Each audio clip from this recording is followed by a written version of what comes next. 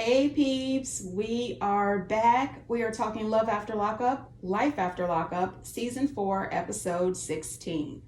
Hey, before we get into the video, please do me the honors of subscribing to my channel, hitting the notification bell so you can always be notified when I post new content, hitting the thumbs up because that does wonders for my channel, and share. Thanks. So this episode starts off with Marcelino and Brittany like an episode of Cheaters. The production team and camera crew are chasing Marcelino down. It turns out this fake storyline, they are really pushing it. They are pushing this fake storyline.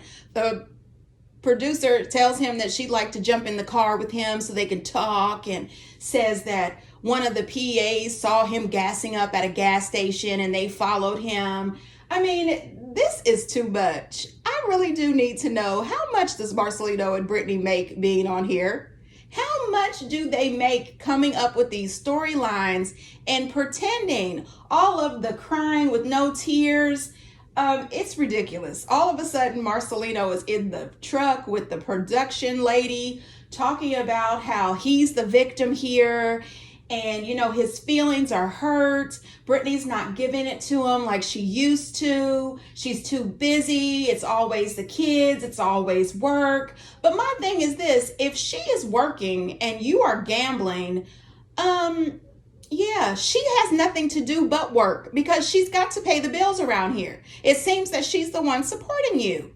And why are you sitting here telling the production lady all of this stuff about your marriage when you haven't sat down and talked to Brittany about it? It seems to me that all he would have to do is sit down and tell Brittany how he feels. This is just a major lack of communication written into the storyline. Clearly, this threesome was a bad idea, which I said that before. I do not believe that threesomes are a good idea, especially when they're with people that you know, and it's damn sure not a good idea when it's with an ex.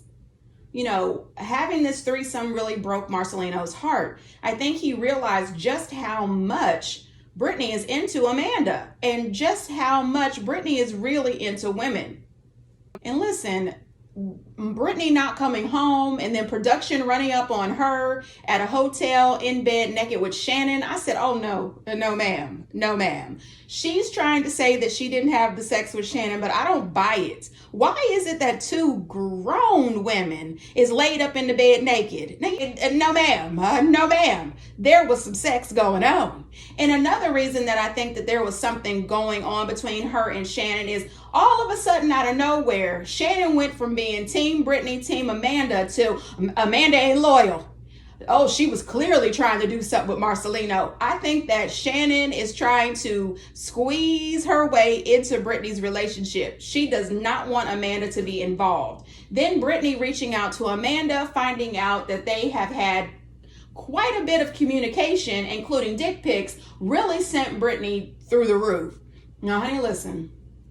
If I even thought that my man was sending dick pics to my friend who's supposed to be my friend, and she never told me about that, friendship over, marriage over, it's all good. We are done, okay? I'm gonna go ahead and continue to pay all my bills and continue to raise my children while I find a daycare provider, because I'm not about to play. We are not about to do this. This is gross and disgusting.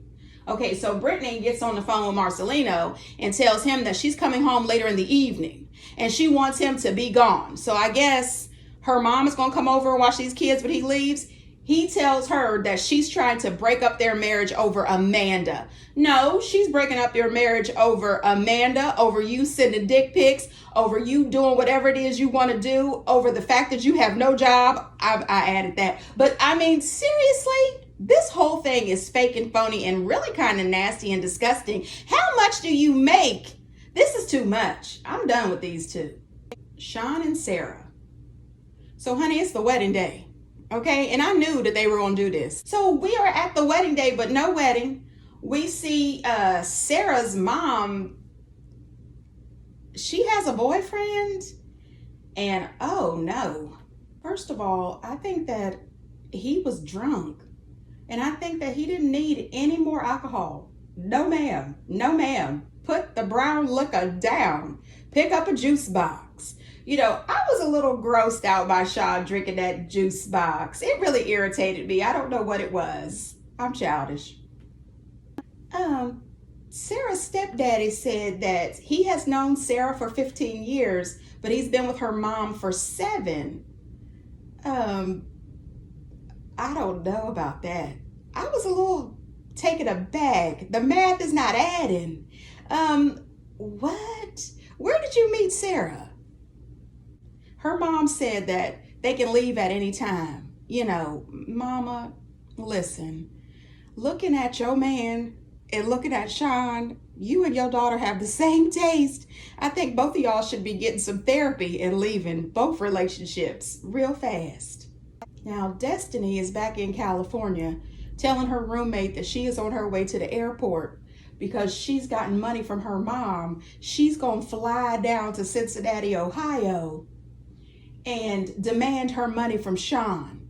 And then once she gets the money from Shawn, she is going to use the money to fly back to California, get her own apartment, and buy stuff for her baby.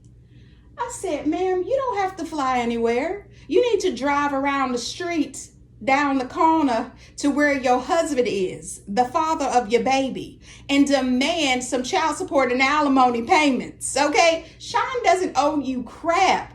This woman is the queen of delusional. How in the hell do you think that Shawn is about to be able to afford to marry Sarah, take care of Sarah's baby and her daughter, then take care of his additional kids that he has with Kelly, and help take care of you and your baby by somebody else? Girl, where the hell is Shawn getting this money from? Then we see Shawn talking to his son about how upset he was when Kelly said that he wasn't a good father. And he said that it tore him up and that he had been upset about it. He's crying and everything. And I call bullshit. I really do. Shawn tried to twist the script and make it seem as if this was Kelly's fault. You know what? You need to take full responsibility for your actions and for your treatments and abandonment of these kids. Stop making dumb excuses.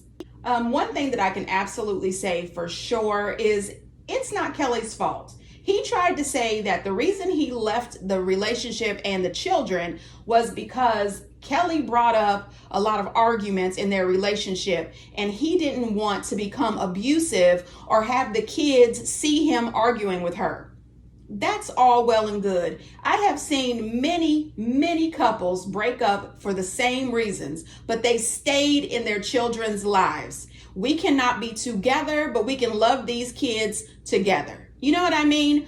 Just because you don't think that you can sustain this relationship with Kelly without being angry does not mean that you could not figure out a way to pay child support and to have proper visitation with your children. Sarah is getting ready for this wedding. She is curling her hair.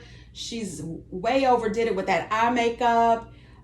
She is ready. She is excited. She is happy. She says that Shawn hasn't given her any indications that anything is wrong and that he's been honest with her about Destiny's phone call, singular. I said, oh ma'am, he has not been honest with you. She has been calling and calling and calling. Girl, stop. I blame Sarah for some of this too, because Shawn, he proved to me when he first got on this show that he was a bad parent when he continued to lie about his children. He didn't tell Sarah he had kids. He lied to Destiny about the number of kids. A good parent never lies about their children. Not the number of children, not who the children's mother is, none of that. Shawn's son was very supportive while he's crying. And I'm sorry, you know what? I think that Kelly did a great job raising the kids. He was trying to cheer his father up, but I'm not going to comfort a deadbeat. Sorry.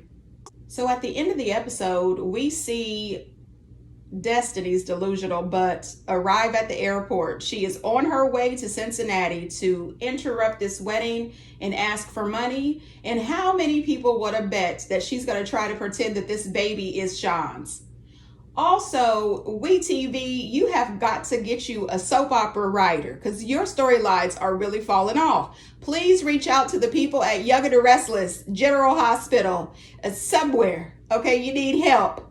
Deontay and Lindsey. So before I even seen this episode, because I just watched it today, I seen a live on Instagram with Deontay saying something about the text messages that they showed on this episode were all fabricated by production. That he never sent any nasty text messages like that with the big eggplants and all that stuff. He said that he is a grown man who does make stupid decisions and does sometimes say dumb things, but he never would have sent text messages like that. And you know what? I believe him. I'm just saying, if I'm an idiot, I'm an idiot, but I believe that guy. We pick up where we left off. Deontay and Lindsey have just had the sex, and he is now whooped. Anyway, he has decided that within the next 2 months, he is going to move to Mississippi to be with her. I said, say what now? You are just going to pack up your entire life, including leave your job, to move to Mississippi for this jailbird. Sir, please snap out of it, okay? Stop the damn bus. He is crying, okay, because he doesn't want to leave her. He has to go back because he has to go to work the next day, and it is just devastating for him to leave her. He has to take her back to her place, and Blaine is there. Now, one thing that I thought was really weird, and then later I got it. As soon as she got there, her roommates, Blaine, asked her if she had the sex with Deontay. And I said, that's odd. Because, I've got guy friends, and not one of them has ever said to me, did you have sex with such and such? That's not your business. Why are you watching my vagina? I mean, it's just a little too much. I'm telling you, they're sitting around talking, and not 10 minutes later, Deontay is on the phone, voice cracking. I miss you so much. I want to turn around and come back. I can take tomorrow off work so we can be together. What? No, sir. Where is your mama? This is too much. She goes on to tell Blaine that Deontay's credit score is 150 points lower than hers, and she's been in jail all this time. And that seems to be a major turnoff for her.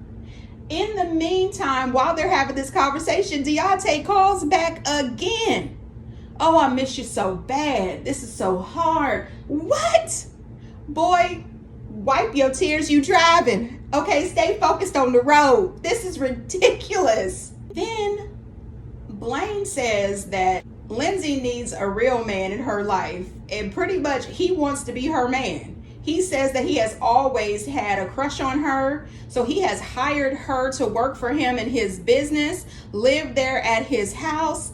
And honey, listen, online there are pictures of Lindsey and Blaine hugged up, kissing and making out. I mean, listen, I hate to say it, but Deontay is being played and used. Listen, I think Lindsey was completely bummed out about Deontay's credit score because she saw a lot of loans and credit cards in her future at Deontay's expense. She did mention about how bad his credit was, and Blaine said, well, how are you guys going to even get an apartment? My thing is this, why are y'all so worried about Deontay's credit? Lindsey's criminal history would stop you from a whole bunch of other stuff. He can repair his credit. That criminal history is there to stay, unless somehow she can get some of these things expunged. Deontay has got to grow up and snap out of it. Stop throwing your pearls to swine. My mama used to say that all the time. Now I get it as an adult. Deontay, there is a nice girl out there for you somewhere who has never been in the prison system, who has her own job, her own place, her own car, who is just looking for a man to match those things that will help you rebuild your credit. I mean, geez, boys, stop this. This is just getting weird. Kevin and Tiffany. So it's the same day, and Tiffany shows up at Kevin's house. She wants to talk to him about the underwear that she found in his drawer. Kevin's mom, Darla, is caping hard for Kayla, which I really don't understand this. When Tiffany gets there, she comes in and she walks right past Kevin's son and his mom, and her and Kevin go directly into Kevin's room. And my thing is, if you come to anyone's home, if I go to anyone's home, stranger, no stranger, I'm going to stop and say, hi, my name's Pia. Nice to meet you. You know, something. So I think Tiffany dropped the ball there. However, I think that Darla was doing way too damn much. Way too damn much. Okay. She comes into Kevin's room after one knock. She just opens the door and says, what are you guys doing? Didn't you see us in the living room? You didn't even stop to say hi or introduce yourself. First of all, Darla, check yourself, because your son let her in and walked directly into that room. He should have said, hey, wait, before you go any further, this is my mama. And this is my son, Kevin Jr., in case you didn't know him. You know, so don't put all the blame on Tiffany. Now, his mom are doing too daggone much. She's pretty much saying that Kayla loves him and Tiffany was wrong for what she did to him. You know, Tiffany may have been wrong for having this other guy, Curtis, who Kevin had to knock his puss ass out. And we had to see that again. Sorry, Curtis. This has got to be the hit that just keeps on coming. Anyway, but if I remember correctly, she told Kevin not to show up. Kevin decided to show up there anyway. She told him not to pick her up. She tells Tiffany, well, one thing that I do know is that Kayla really loves him and we can't control Kayla. Really? You may not be able to control Kayla, but you could check your son. If your son would stop having the sex with her every other day and then treating her like garbage, that would probably slow down some of the craziness. Kevin's mom seems to be one of those moms who has no sense of responsibility. She does not check her son for his bad behavior. I am the mom of a son, okay? And he is my only son. I love him. I really do. And there's nothing that I wouldn't do for this kid. But let me tell you this. When he is wrong, I tell him he's wrong. There is no way that I can stand up in his bullshit. No, you are not going to disrespect women. You are not going to keep juggling these ladies back and forth and then acting 1 minute like it's all about them and then the next minute it's not. Hell no, I would never allow my son to do that. What you're going to do is be a gentleman, be upfront, be honest with these women. I thought that Tiffany did really well speaking to his mom. Myself, had I been in Tiffany's situation, which I would never be in that woman's situation, because I would never be talking to Tiny Tim in the first place. But I would have respectfully got up and left. I'm sorry, Darla. Who are you talking to? I'm sorry, ma'am. This is not your relationship. Your son has not told you the real truth. You should be speaking to him, not Tiffany. She's sitting around here like, oh, my tiny Kevin could do no wrong. And no, ma'am, Kevin is wrong. And I really don't like how all of this went down in front of Kevin's son. This is really setting a bad example for his son. Kevin is at the heart of all of this. Kevin is to blame for a majority of this. But I think that all three people should step back and go on about their business. Separate relationships, separate therapists, okay? Everybody get a therapist. You get a therapist. You get a therapist. Your mama needs a therapist, okay?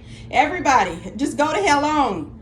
I did see that Tiffany has a new man. I have no idea what Kayla is up to. She's probably still messing around with Kevin like a dummy. I'm just saying. Moving on. Brittany and Ray. So we pick up right after the proposal. They're having a nice dinner, nice romantic dinner. And Brittany is already trying to pick a date for the wedding. I said, man, she's been engaged for an hour.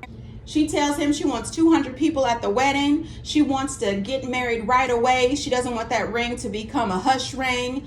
Ray says, what is a hush ring? She said, you know, just giving me the ring so I'll hush. Brittany, no one ever thinks that you're going to hush. I'm just saying. He does let her know that he asked her parents for her hand in marriage, that her mom said yes, but her dad refused to give his blessing right now. Brittany gets upset and she says, but we are not going to let him stop us. Ray does inform us that he has gotten his restitution down to $140,000 from the original $146,000, and he wants to continue to get this paid off. And I think that's great. I am really proud of Ray. Where I live, $146,000 can get you a really decent, beautiful house. I mean, it can get you a 3-bedroom, 2.5 bath, beautiful home where I live. Anyway, Ray has done some good things. You know, when he got out of jail, after he got off of house arrest, he got that job at the warehouse. Well, now he has his CDLs. He's driving a truck. You know, he's trying to make some changes in his life. Brittany goes over to see her dad, and she tries to convince him to give them his blessing, and he says no. He thinks that they're moving too fast. He thinks that Ray needs more time to prove that he is worthy of being his baby girl's husband. And I can't really blame him. Do I think that Ray is worthy? Yes, Ray seems like a really nice young man. But do I blame her father for just trying to protect his daughter? Absolutely not. I am wishing them the very best. We, of course, know that they're already married, and I believe they're either coming up on their first anniversary here soon. I'm not sure, but hopefully by the time the wedding episode comes along, they will have her father's blessing. Chaz and Brynn. Chaz calls Brynn and tells her that he has changed his flight for the next day and gotten a hotel because he just doesn't feel comfortable leaving the way they left things off. She is pissed. She is sighing. She is rolling her eyes. She pretty much told him, get on that plane. Nothing is wrong with us. We're fine. I mean, girl. And Chaz, please, sir, you are getting creepier and creepier every episode. Please stop this. You are embarrassing yourself, your heavy metal band. Your friend with the contacts is devastated. And your sister. This is your 5th marriage. 5. 1, 2, 3, 4, 5. This is your 5th marriage, and you still don't understand women. You still can't read a woman. She does not want you. This is ridiculous. He goes over to this restaurant, and they're having a conversation. She's packing up her stuff, talking about she's got to do her homework.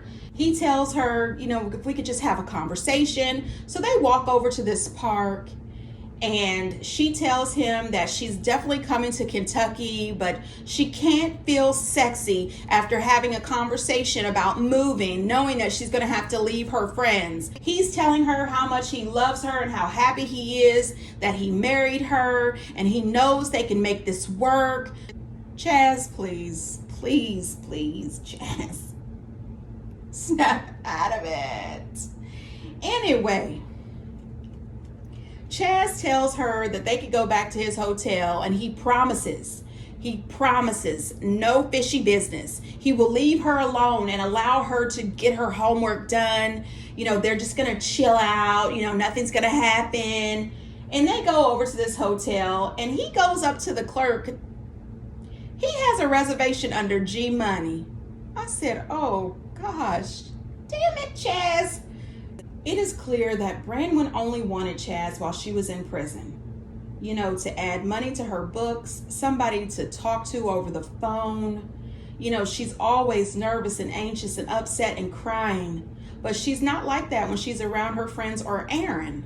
Why is it that when she's around Aaron, she's perfectly fine? And can I just say, her eyelashes are bothering me. Gosh, those eyelashes. And when they get to the hotel, this woman is sitting here trying to do her homework. Chaz says, oh, don't worry, I won't interrupt. I'll just sit here and stare at you the whole time. Oh gosh. Oof, that would have made me get my book bag and leave. Don't just sit here staring at me the whole time. I mean, he sat directly across from her at this table, just staring. Oh no. I don't understand how he doesn't realize that she is just scamming him. She is using him to support this lifestyle that she is living. But I was screaming at the TV, Chaz, please just grab your suitcase and go to the airport. Go home, cry and pet your cats, and just, move on. Get you an annulment. The scenes with Chaz and Brynn are just hard to watch. He is getting creepier by the second. And, I don't like a grown man who baby talks. Stop that baby talk and that creepy smiles, like all of it. And then, her baby talk is enough. And he's saying that he's not pressuring her, but he's standing right there, rubbing her shoulders and talking about being sexy. And I'm just over it. Chaz and Brynn are just too much. And then you see in the previews that he finds her online advertisements. And it's just weird. She can't touch her husband, but she can, allegedly touch strange men who have cash. It's just too much. Taylor and Chance. Taylor is out shopping for a wedding dress. And listen, I don't mean to be offensive to people with tattoos, but her particular tattoos are not really cute. And those tattoos really trash up the dress. The dresses were really pretty, but she should cover that up for the wedding. I mean, that doesn't say classy at all. I mean, I don't know. I'm not trying to be rude or disrespectful. I do think that some tattoos are gorgeous, but not hers. We find out that Bobby is in treatment, and she's sad because Bobby is missing this experience to be with her to pick out wedding dresses. I personally don't think that Bobby cares about missing this experience. She's not here for this wedding anyway.